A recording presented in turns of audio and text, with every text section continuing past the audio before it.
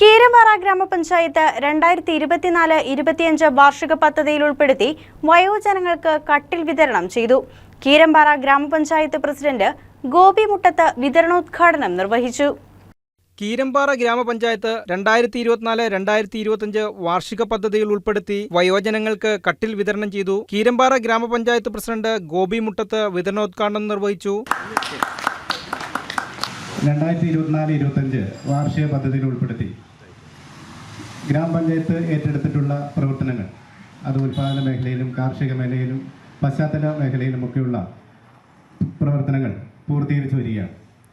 ഇതിൻ്റെ ഭാഗമായിട്ട് നടക്കുന്ന കഴിഞ്ഞ ഈ ഒരു വർഷം നീണ്ടകാലത്തുള്ള വികസന പ്രവർത്തനങ്ങൾ പശ്ചാത്തല മേഖലയിലുള്ള റോഡുകളും മറ്റു പ്രവർത്തനങ്ങളൊക്കെ ഏതെല്ലാം പൂർത്തീകരിച്ചു വരുന്നു. അതുപോലെ തന്നെ പഞ്ചായത്തിൻ്റെ ഘടക സ്ഥാപനങ്ങളുടെയും അംഗനവാടികളുടെയും ഒക്കെ നവീകരണ പ്രവർത്തനങ്ങൾ ഏകദേശം പൂർത്തിയായിട്ട് വരികയാണ്.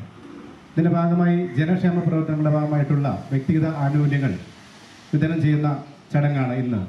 വയോജനങ്ങൾക്ക് കട്ടിൽ വയോജനങ്ങളെ എക്കാലത്തും ഭരണസമിതി ഓരോ കാലത്തും കൃത്യമായി അവരുടെ ക്ഷേമ പ്രവർത്തനങ്ങൾക്ക് എപ്പോഴും മുൻതൂക്കം നൽകിയാണ് ഗ്രാമപഞ്ചായത്തിലെ പ്രവർത്തനങ്ങൾ. അതിൻ്റെ ഭാഗമായിട്ടാണ് വയോജനങ്ങൾക്ക് കട്ടിൽ ഇന്നിവിടെ വിതരണം ചെയ്യുന്നത്.